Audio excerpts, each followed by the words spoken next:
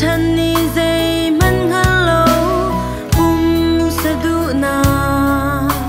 sol partlan in aliamin ha kan kharau cha ro leng mang hin san tlai khâu ti lo kan no liao I chan cha kan ngai liao kan ser tu phil in kan swal mo ni thalo nak aphak tik le vel ngai nak cha dan liam tik chun vui vai nak le ngai chi nak ni san tlai ti lai lo